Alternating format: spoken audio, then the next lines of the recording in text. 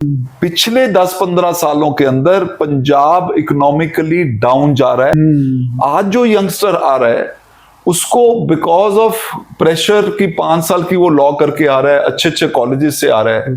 उसका first M ये है कि मेरे को अर्न करना है। पंजाब हरियाणा हाई कोर्ट की जो प्रोफेशनल फीस है, आप बाकी अगर स्टेट से, मध्य प्रदेश, यूपी से कंपेयर करेंगे, मच हायर है।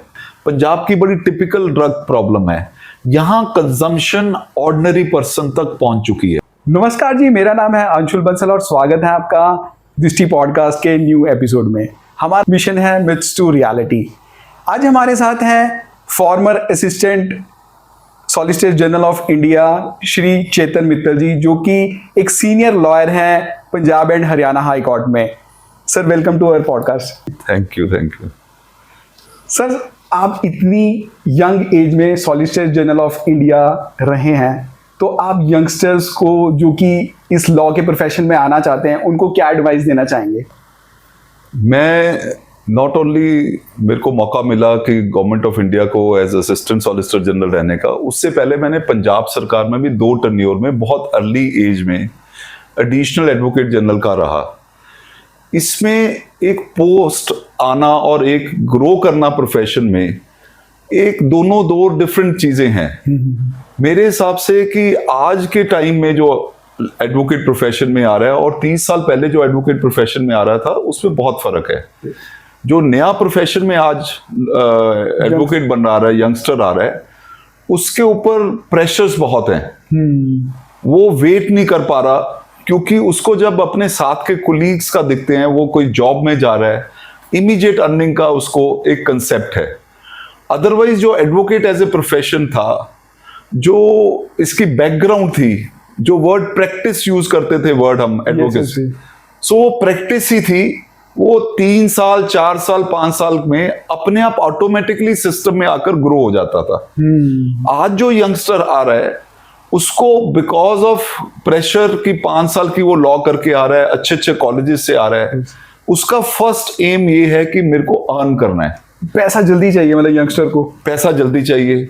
उसको एडवोकेट बन गया तो इमीडिएटली उसको दिखता है कि मैं ऐसे ऑफिस को ज्वाइन करूं या मैं ऐसा कुछ करूं जिसमें मेरे को मंथली कुछ ना कुछ आना शुरू हो जाए। उनके लिए मेरी एडवाइस एक छोटा सा एग्जांपल देके है। मेरे पास एक एग्जांपल जो मैं हमेशा यंग लॉयर्स को कहता हूं कि डॉक्टर्स मेरे पास एज क्लाइंट्स आए, उन्होंने पूछा कि why people are shifting from MBBS to law. तो एक कपल जो एमबीबीएस कर चुका था और एक उनका हस्बैंड जो एमडी पीजीआई में कर रहा था, उन्होंने बातों में बताया कि मेरी अर्निंग 1 to 1.5 लाख है। और मैं 8th या 9th में टारगेट करने शुरू कर देते हैं, हमने डॉक्टर बनना है। 5 साल उसको वो बनने के लिए लगते हैं। मैंने उनको कहा था हमारा जो आज यूथ इस प्रोफेशन में आ रहा है, वो 2-4 साल में आपके बराबर नहीं तो उससे ऊपर हो जाएगा। यही बात मैंने यंग एडवोकेट्स को आपके माध्यम से कहूंगा। 4-5 साल के लिए आप ये सोचिए कि हम एमबीबीएस या एमडी कर रहे हैं। सो अगर उसमें आप पास हो गए तो you are better then place then any doctor और इवन एनी जॉब। आप एडवोकेट बन के जॉब कर रहे हो, आप कोई और एमबीए करके जॉब कर रहे हो, या आप टॉप आईएम्स करके भी कर रहे हो, आप प्रोफेसर बन रहे हो, आप पीएचडी कर रहे हो। एक जो यंग लॉयर है, जितने एवेन्यूज आज की डेट में खुल गए हैं, पहले हाई कोर्ट डिस्ट्रिक्ट कोर्ट्स थी, आज इतने फोरम्स हैं, इतने ट्रिब्यूनल्स हैं, हर एक जगह अच्छे लॉयर्स की जरूरत है। पेशेंस रखनी पड़ेगी, एमबीबीएस की तरह 4 साल वेट करनी पड़ेगी। वी विल, जो भी यंग लॉयर है उसके लिए मेरा यही मैसेज है, आप मच बेटर होगे देन एनी अदर प्रोफेशन। ये मैं आपको बताना चाहता हूं। एक और मिथ बहुत ज्यादा चल रहा है, या रियलिटी बोलेंगे इसको, कि क्या लॉयर्स हाईली पेड हैं आज की डेट में? मैं अपने आप के अगर समय से देखूं तो बहुत हाईली पेड हैं। पंजाब हरियाणा हाई कोर्ट की जो प्रोफेशनल फीस है, आप बाकी अगर स्टेट से, मध्य प्रदेश, यूपी से कंपेयर करेंगे, मच हायर है। Lawyers are very well paid in Punjab and high court. हाँ, आज से 20-25 साल नहीं थी। 25-30 साल में जो स्पेशली इकोनॉमिक ग्रोथ, मैं इन रेफरेंस टू हरियाणा करूंगा, और ओवरऑल जो इकोनॉमिक ग्रोथ है, उसका बेनिफिट इस प्रोफेशन को मिला है। सो आज की डेट में पंजाब हरियाणा में तो मैं कहूंगा कि lawyers are much better paid than any other I profession. हाँ, दिल्ली बॉम्बे से मैं कंपेयर नहीं करूंगा, इवन गुजरात से नहीं करूंगा, पर मोस्ट ऑफ द स्टेट से पंजाब हरियाणा में इस प्रोफेशन के अंदर एडवोकेट को मच बेटर रेवेन्यू हो रहा है और फीस मिल रही है, व्हाट आई विल से कि अच्छा सेटल हो सकता है। सर आप assistant solicitor general of India रहे हैं, तो आप ये बताइए सर कि स्टेट को रिप्रेजेंट करना आसान है या क्लाइंट को, जो प्राइवेट क्लाइंट है उसको रिप्रेजेंट करना आसान है? इसमें जो गवर्नमेंट की तरफ से रिप्रेजेंट करना है, एक सिंप्लिसिटर बहुत आसान है देन द प्राइवेट काउंसिल। क्योंकि जो प्राइवेट जो काउंसिल और प्रैक्टिस करना है वो पटिशनर साइड से हम कहते हैं प्रैक्टिस करनी है, और एट द फर्स्ट इंस्टेंस उसको कोर्ट को कन्विंस करना है, स्पेशली हाई कोर्ट के अंदर, कि आपका केस मेड आउट होता है। स्टेट का रोल तो तब आता है जब वो नोटिस इशू होता है, उसमें पर एक डिफिकल्टी मैं जरूर करूंगा, क्योंकि as assistant solicitor general of India मैं एक हेड था जिसके अंदर कई पैनल काउंसिल होते हैं। सिमिलरली आप एक एडवोकेट जनरल ऑफिस में अगर आप एडमिनिस्ट्रेटिव हेड हो, देन मैं कहूंगा प्राइवेट से ज्यादा डिफिकल्टी है। आप अगर एक पैनल रिप्रेजेंट कर रहे हो, आप एजी ऑफिस को रिप्रेजेंट कर रहे हो, लिटिगेशन तक अगर है तो प्राइवेट ज्यादा मुश्किल है देन गवर्नमेंट को रिप्रेजेंट करना। बट कपल्ड विद अगर आपके साथ एक एडमिनिस्ट्रेटिव रिस्पॉन्सिबिलिटी आती है तो आपने अपने आप को भी नहीं देखना, आपने अपने लॉयर्स जो आपके अंडर हैं, जो सरकार का काम कर रहे हैं या स्टेट को रिप्रेजेंट कर रहे हैं, उसको भी देखना बड़ा जरूरी है। बट एक्सपीरियंस वाइज स्टेट को रिप्रेजेंट करके बहुत ज्यादा आपको सिस्टम, लीगल सिस्टम और एडमिनिस्ट्रेटिव सिस्टम काम समझ आता है, और वो जो एक्सपीरियंस है वो प्राइवेट प्रैक्टिस में डेफिनेटली आपको फायदेमंद है। सर मेरे व्यूअर्स ना बहुत ज़्यादा यंगस्टर्स हैं, तो यंगस्टर्स को आप क्या सलाह देना चाहेंगे कि आप प्राइवेट में जाएं या आप स्टेट से? आपका बहुत रेलेवेंट क्वेश्चन है, क्योंकि जो भी नया लॉयर आ रहा है उसको अगर फर्स्ट स्टेप जुडिशरी में नहीं मिला, क्योंकि हर एक को आज की डेट में सिक्योर जज चाहिए कि मुझे जज बन जाए तो मैं सिक्योर हो जाऊंगा। इसी तरह एक होड़ लगी है कि मेरे को स्टेट को रिप्रेजेंट करना है, कि मैं किसी तरह एडवोकेट जनरल ऑफिस में चले जाऊं, मैं कोई पैनल पे आ जाऊं। ये सारी होड़ इसी करके, जो मैंने आपको पहले कहा कि हर एक कोई अपने इकोनॉमिक स्टेबिलिटी के पीछे लगा हुआ है। But in the long run और at the beginning of the career अगर आप इन चीजों के पीछे ज्यादा चले जाओगे तो आगे ग्रोथ बिल्कुल बंद हो जाएगी। असली प्रैक्टिस, असली एक्सपीरियंस जहां पर क्लाइंट आपके पीछे पड़ा हुआ है, आपने कोर्ट के अंदर जाके उसके लिए फाइट करके लिटिगेशन में आपने रिलीफ लेना है, आपको एक एक चीज में वो नोटिस कर रहा है, आपका फेलियर आपकी सक्सेस को दोनों को ऑब्जॉर्व कर रहा है। वो जो link between you and client है वो स्टेट प्रैक्टिस में या असिस्टेंट सॉलिसिटर बन के नहीं मिलता, क्योंकि वहां गवर्नमेंट के ऑफिशियल्स हैं, उनका पर्सनल स्टेक कहीं नहीं है। हाँ, मैं ये जरूर करता हूं कि अगर आपको रिस्पॉन्सिबिलिटी मिली है, यू आर वेरी लकी, क्योंकि उतना प्रेशर क्लाइंट का नहीं है, क्योंकि स्टेट भी एक क्लाइंट है। अगर आप क्लाइंट के प्रेशर के हिसाब से देखोगे, प्राइवेट क्लाइंट का प्रेशर भी बहुत है और डिफिकल्ट टू वो है। बट वो जो एक्सपीरियंस आपने 3-4 साल का शुरू में है, तो मैं हर एक को ये कहता हूं कि प्राइवेट प्रैक्टिस ज्यादा डिफिकल्ट है और बट लॉन्ग रन में बेनिफिट है उसका। सर मैं कल ना न्यूज़पेपर पढ़ रहा था, मे बी मैं रॉन्ग हूँगा, 5 करोड़ पेंडिंग केसेस हैं पंजाब और हरियाणा हाई कोर्ट में। मेरे व्यूअर्स जो देख रहे हैं कि जल्दी कैसे हो केस का डिसीजन, आप उसके लिए क्या एडवाइस देंगे?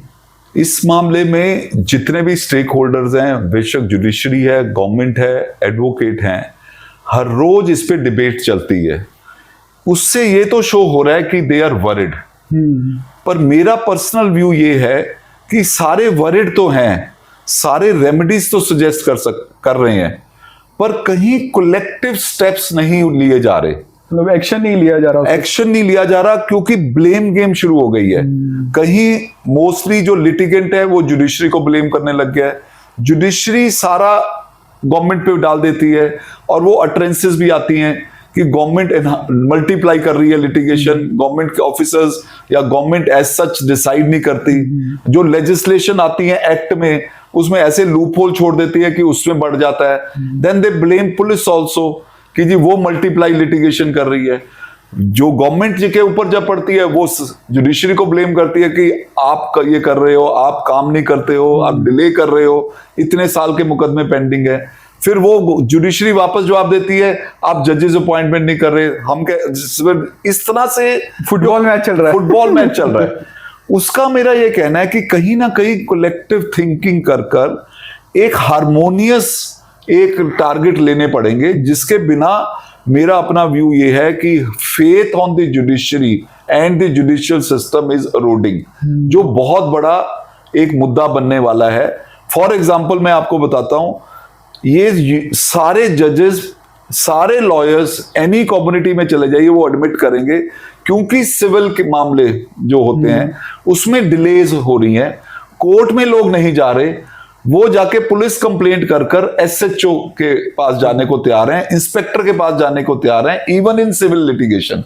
सो आज की डेट में जैसे हम पटवारी कहते हैं रेवेन्यू में बहुत ज्यादा पावरफुल है, इवन वो फाइनेंशियल कमीशन से ज्यादा पावरफुल है, वो कुछ भी कर सकता है। आज की डेट में मजाक में लोग ये कहते हैं कि inspector is more powerful than high court जज, क्योंकि वो कुछ भी कर सकता है, वो फैसला भी करा रहा है। और ये जो नया सिस्टम चल जाता है पंचायती में, कुछ लोग ऐसे एंटी सोशल एलिमेंट्स हैं, उन्होंने पैरेलल फैसले करने शुरू कर दिए हैं, उसका ये जो खतरा है, क्योंकि कोर्ट्स में डिसीजन नहीं हो रहे, डिलेज हो रही हैं, तो ये बहुत बड़ा सोसाइटी पे एक आने वाले टाइम में बढ़ने वाला है। आप इतने साल जुडिशरी में रह चुके हैं, तो आप एक सोल्यूशन बताइए गवर्नमेंट को, अगर जो गवर्नमेंट हमें सुन रही है तो। मैं उस पर 2-3 सोल्यूशन बताने की बात करूंगा। हमने नॉट ओनली आज की डेट में जो काउंट कर रहे हैं पेंडिंग लिटिगेशन का, वो रेगुलर कोर्ट्स में कर रहे हैं। एक तो सबसे बड़ी मिस्टेक है, हम ट्रिब्यूनल्स का इसको काउंट फॉर नहीं कर रहे। एसडीएम कोर्ट में जो मामले पेंडिंग है वो नहीं कर रहे, रेवेन्यू कोर्ट्स में जो पेंडिंग है वो नहीं, हम उसको पहले तो वो काउंट ही नहीं कर रहे वो कितने पेंडिंग है, सिर्फ हम हाई कोर्ट्स और उनको देख रहे हैं। एक तो ये गलत है। दूसरा, हमें एक बैठकर एक solution with the help of the government, एक सोल्यूशन मैं आपको बताता हूं। एक एफर्ट भी Punjab and Haryana high court में हुई थी। पंजाब सरकार में मैं जब एजी ऑफिस में था, एक एजुकेशन डिपार्टमेंट था, अभी भी आप देखेंगे उनकी मैक्सिमम लिटिगेशन है। उस डिपार्टमेंट को हमने अपने एडवोकेट्स के साथ बैठाया, कोर्ट को कोऑर्डिनेट किया, उसी डिपार्टमेंट के 900 केस हमने सैटरडे को चीफ जस्टिस के कंसेंट के साथ, कॉपरेशन के साथ एक लगवाया। उसमें से 200-300 केसेस कवर्ड मैटर्स थे, जिसपे ऑलरेडी एक लिटिगेशन फाइनल हो चुकी थी। प्रॉब्लम क्या आती है आज में कि एडमिनिस्ट्रेटिव लेवल पे कोई ब्यूरोक्रेट लोअर लेवल पे रिस्पॉन्सिबिलिटी लेने को तैयार नहीं, ये भी कोर्ट में कहने को तैयार नहीं कि ये कवर्ड केस है। वहां पर secretary of the department remain present in the court. एक हमने अटेम्प्ट की, एक दिन के अंदर 300-400 केस विद इन 2 आवर्स खत्म हो गए। Oh my God. सो अगर इस तरह के स्टेप्स लिए जाएंगे। सेकंड एग्जांपल मैं आपको देता हूं, आरटीआई हम हर रोज बात करते हैं, बड़ा सक्सेसफुल रहा है। आरटीआई में टाइम बाउंड वापस मिल जाता है। हाई कोर्ट में अगर आज सरकार में कोई रिप्रेजेंटेशन देता है, 6-6 महीने रिप्रेजेंटेशन डिसाइड नहीं होती। फर्स्ट स्टेप में वो हाई कोर्ट आता है कि मेरी रिप्रेजेंटेशन नहीं हुई, कोर्ट डायरेक्ट करती है, फिर वो फैसला करते हैं। सेकंड राउंड में फिर वो रिट डालता है, अगर फैसला नहीं किया तो कंटेम्प्ट डालता है। जो एडवोकेट्स हैं वो जल्दी समझ जाएंगे जो मैं भाषा कह रहा हूं। 3-3 लिटिगेशन मल्टीप्लाई हो रही हैं।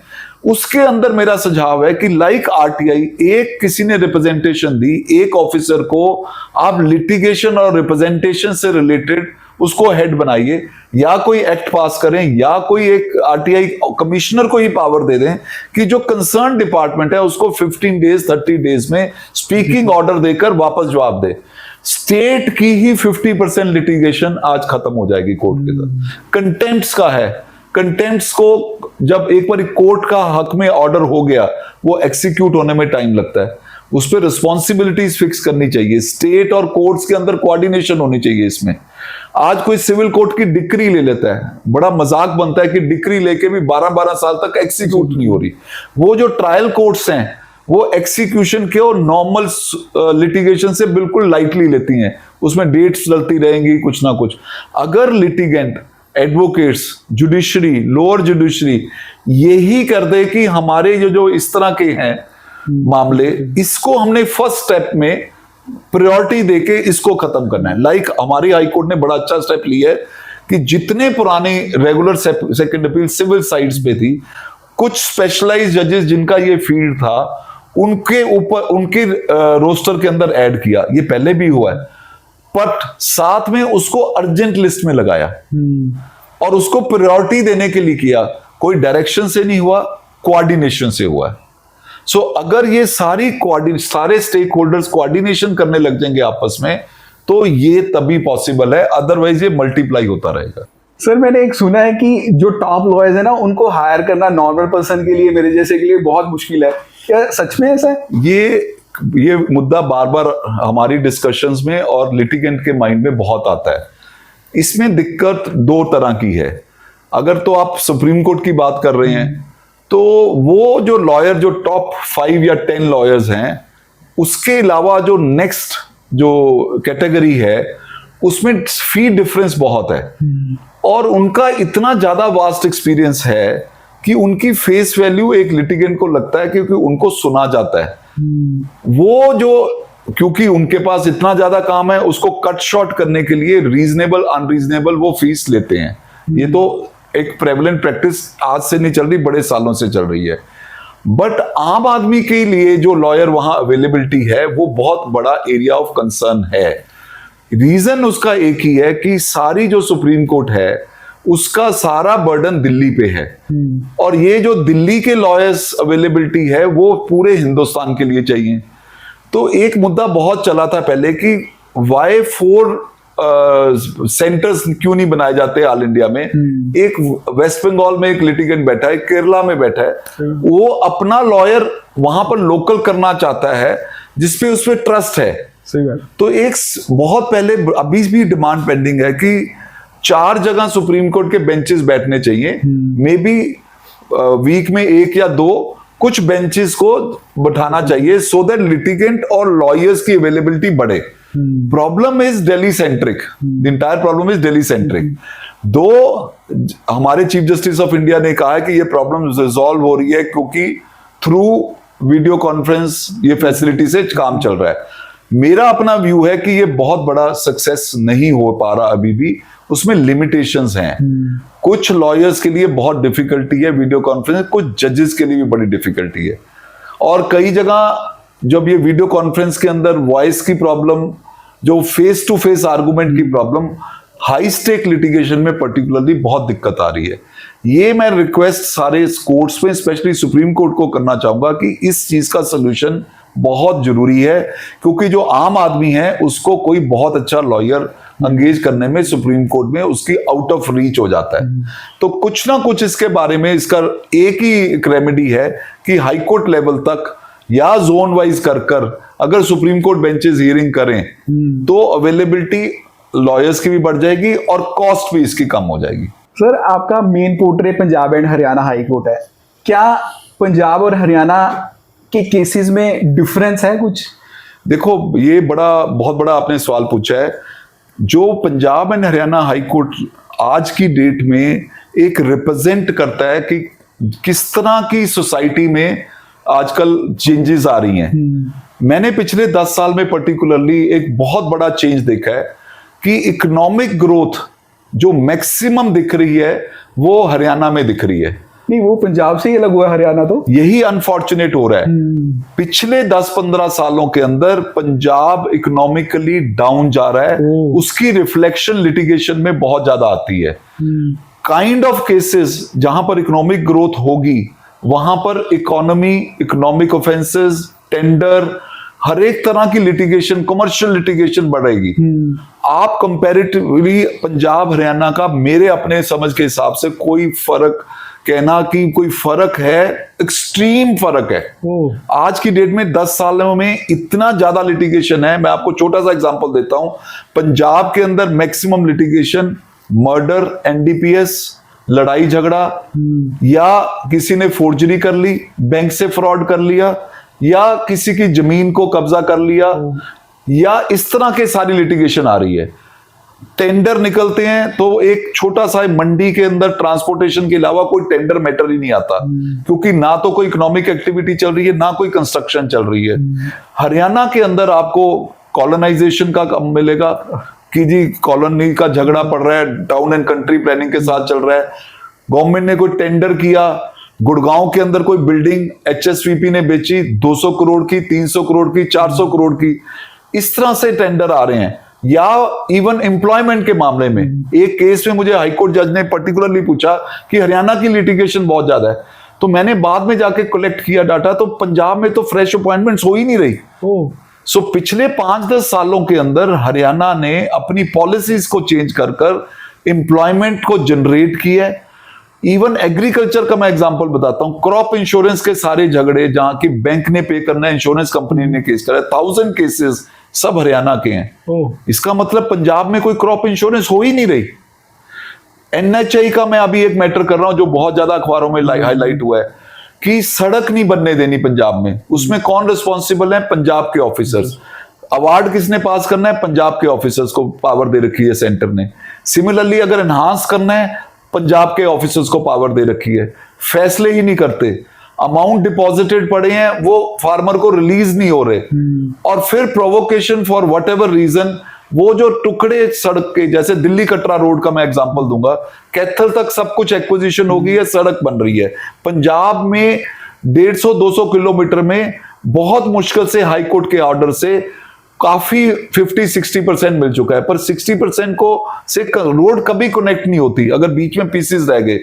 उसके लिए भी एनएचआई को, एक गवर्नमेंट एजेंसी को हाई कोर्ट में जाना पड़ रहा है, और गवर्नमेंट एजेंसी के जाने के बाद कोर्ट ने भी इसको बहुत सीरियसली लेते हुए मॉनिटरिंग करके कब्जे दिला रही है। इतना अनफॉर्चुनेट सिचुएशन हुई है, उसमें एनएचआई के ऑफिसर्स ने पंजाब के ऑफिसर्स को भी समझाया कि अल्टीमेट लूजर कौन है? Land owner.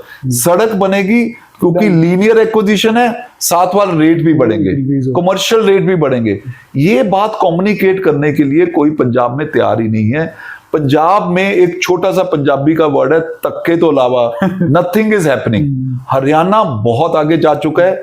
आप छोटा सा एग्जांपल देख लिए, पंजाब में अगर आज की डेट में कोई इकोनॉमिक एक्टिविटी है वो मोहाली चंडीगढ़ से अराउंड कहीं भी नहीं है। लुधियाना में भी लोग स्केर्ड हैं। Law and order is another problem. Amritsar में बिजनेसेस बंद हो गए हैं, सिर्फ होटल इंडस्ट्री चल रही है। इसका ओवरऑल इंपैक्ट पंजाब में बहुत बैड पड़ रहा है, जिसको हम एवरीडे लिटिगेशन में पंजाब हरियाणा हाईकोर्ट में कर रहे हैं।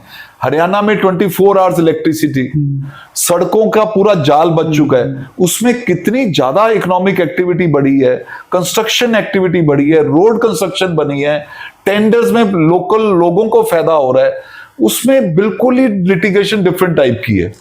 नहीं, पंजाब में क्या इकोनॉमिक ग्रोथ के कारण मैंने देखी इंडस्ट्रीज को हरियाणा में शिफ्ट होते हुए, या हिमाचल या यूपी, क्या ये असली में हो रहा है? एब्सोल्युटली हो रहा है। वो लिटिगेशन में हमें पता लगता है, क्योंकि कई जगह वहां पर परमिशंस का झगड़ा, पोल्यूशन के अननेसेसरी ऑब्जेक्शंस, तो आदमी इतना तंग हो चुका है पंजाब के एडमिनिस्ट्रेशन से, वो फर्स्ट जो उनका डेस्टिनेशन है हरियाणा या बद्दी है। इसके करके पंजाब का बहुत ज्यादा नुकसान हुआ है। पिछले 5-10 सालों में इस तरफ कोई भी ध्यान नहीं दिया जा रहा। अभी आपने इकोनॉमिक हालात के बारे में रिसेंटली अखबार में पढ़ा होगा, जिसका इंपैक्ट हिमाचल में भी आ रहा है और पंजाब में भी पर्टिकुलर आ रहा है, फ्री बीज का। अब वो वापस इलेक्ट्रिसिटी का लेना पड़ा। These are temporary. आप लोगों को खुश कर सकते हैं, कहीं ना कहीं आपको अपने इकोनॉमिक इंटरेस्ट को देखना पड़ेगा। पॉलिटिकल पार्टीज, पॉलिटिकल हेड्स को देखना पड़ेगा। गवर्नमेंट की पॉलिसीज पंजाब की मच बेटर रहें। IAS bureaucracy much more intelligent है, प्राइवेटली हरियाणा के पॉलिटिशियन और ब्यूरोक्रेट्स मानते हैं। बट फॉर्चुनेटली अनफॉर्चुनेटली जितनी पंजाब के कागजों में बनी हुई पॉलिसीज हैं वो हरियाणा ने अडॉप्ट कर ली हैं। सो इस करके हरियाणा का जो बिल्कुल पंजाब या फादर सन का कहते थे हम, या बड़ा बिग ब्रदर की बात करते थे, हरियाणा वे अहेड चले गया पंजाब में। मतलब Haryana is big brother now, Punjab is. Absolutely. आप किसी से भी बात कर ले, आपने पशुओं में जो कॉमन फार्मर भी आते हैं, पशु खरीदने जा रहे हैं, कहां जा रहे हैं? हरियाणा में मंडी लगी है। इससे बड़ा तो कभी सुना ही नहीं था। सनफ्लावर की सेल होनी है, कहां जा रहे हैं? इनडायरेक्टली हरियाणा में किसी तरह एंट्री जा रहे हैं वो। सर, आप केसेस इतने लड़ रहे हैं, तो एक ड्रग का बहुत बड़ा केस है, मतलब उड़ता पंजाब, पूरी मूवी बन गई पंजाब के ऊपर। क्या ये असली में ड्रग उतना फैला हुआ है पंजाब में? ऐसा है, अगर तो आप पंजाब की प्रॉब्लम को बाकी स्टेट्स के साथ कंपेयर करेंगे, पंजाब की बड़ी टिपिकल ड्रग प्रॉब्लम है। यहां कंजम्पशन ऑर्डिनरी पर्सन तक पहुंच चुकी है।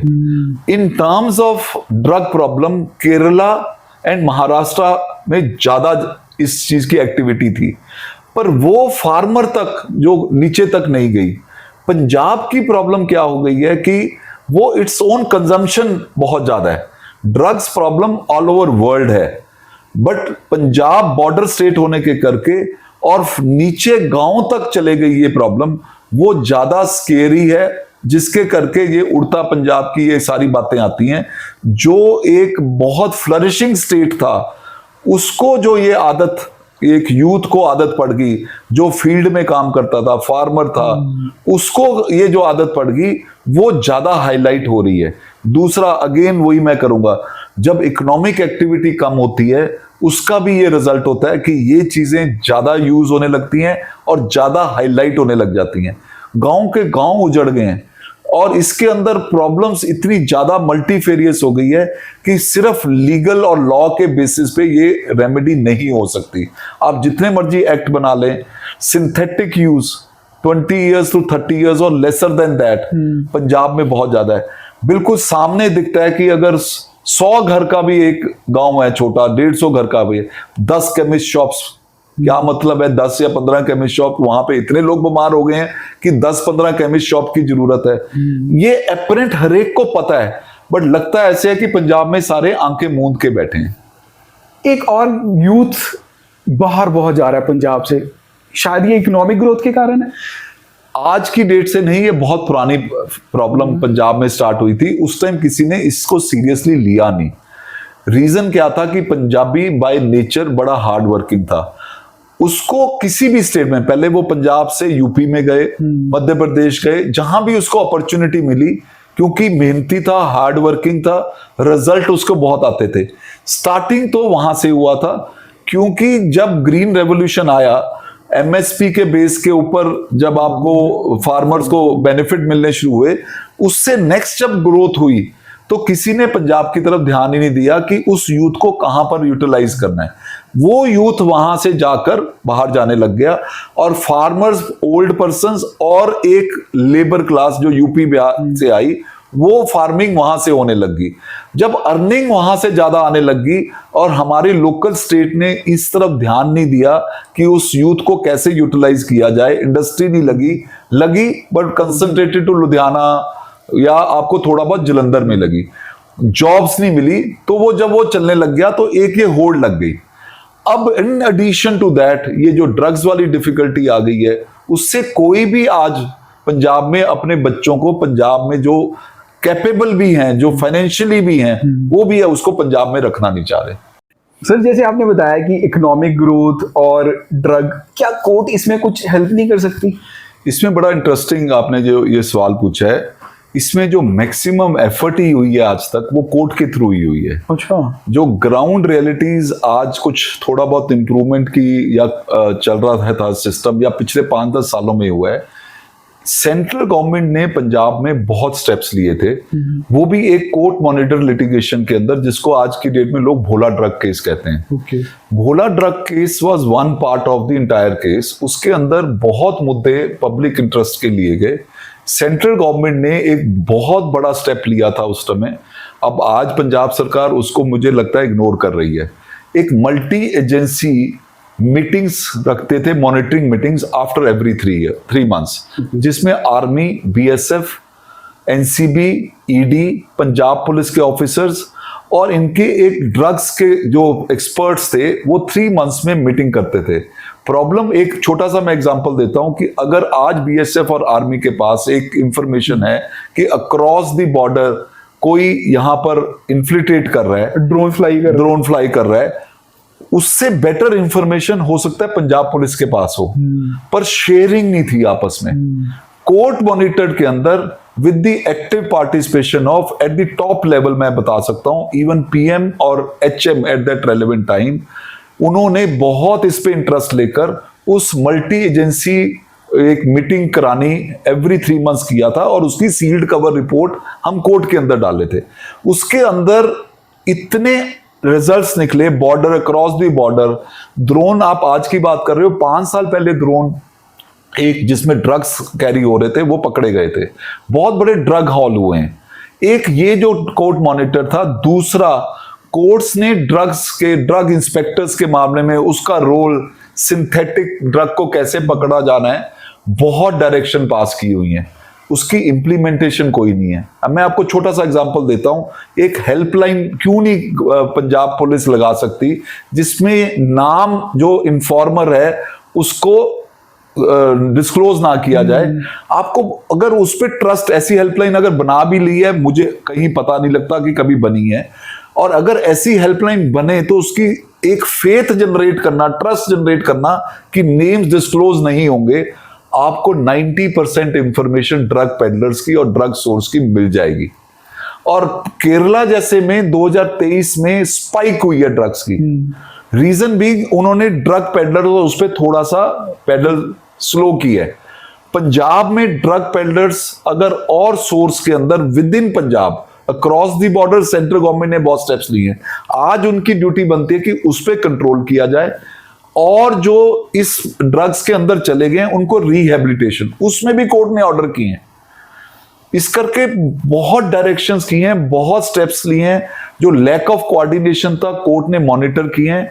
उस टाइम से लेकर आज तक इतनी डायरेक्शंस, इतनी गाइडलाइंस, इतने एक्सपर्ट्स को इन्वॉल्व किया था, कोर्ट वाज रियली कंसर्न। अब सारा जो इस पे ओनर शिफ्ट होता है वो गवर्नमेंट पे।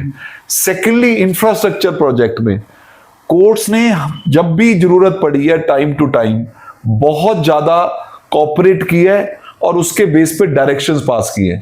आज जो मोहाली एयरपोर्ट का जो मामला है उसमें मैं आपको बड़ा इंटरेस्टिंग फैक्ट बताता हूं, उसमें lack of coordination of the Punjab government is biggest responsibility and casualty in Mohali.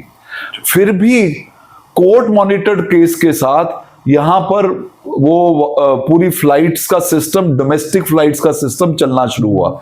Amritsar में इंटरनेशनल फ्लाइट्स चलनी शुरू हुई। एक यहां पर क्योंकि एयरफोर्स स्टेशन बना हुआ है तो एक पैरेलल रनवे की एक प्रपोजल हाई कोर्ट ने डायरेक्शन देकर बनवाई। अच्छा। उसमें जो एक्विजिशन कॉस्ट थी, लैंड एक्विजिशन कॉस्ट सिर्फ 82 करोड़ थी। एयरफोर्स के करके यहां पर इंटरनेशनल फ्लाइट्स की बहुत लिमिटेशंस थी। एयरफोर्स ने भी कंसेंट दे दी, सेंट्रल गवर्नमेंट ने भी कंसेंट दे दी। सिर्फ 82 करोड़ ना कंट्रीब्यूट करने पड़े, उसके करके वो प्रोजेक्ट हमारे हाथ से निकल गया। दे स्टार्टेड सेइंग कि ये तो सेंट्रल गवर्नमेंट देगी।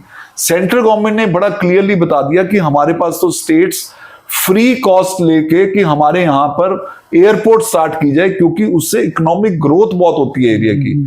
तो हमारे पास तो कोई फंड्स की एलोकेशन ही नहीं है कि स्टेट को इसके लिए दिया जाए। आज अगर मोहाली का एयरपोर्ट जिस हालात में भी है, उसका फायदा न्यू चंडीगढ़, उसकी ग्रोथ डोमेस्टिक एयरपोर्ट के करके ही इतना फायदा हो गया। अगर वो पंजाब सरकार ने उस समय 82 करोड़ की कंट्रीब्यूशन कर दी होती तो आज की डेट में पैरेलल रनवे बन के इंटरनेशनल फ्लाइट चल रही होती। आज जो ब्लेम गेम करना शुरू कर देते हैं हर बार की जी दिल्ली के करके सेंट्रल गवर्नमेंट नहीं करना चाह रही, तो नोएडा कैसे डेवलप हो गई?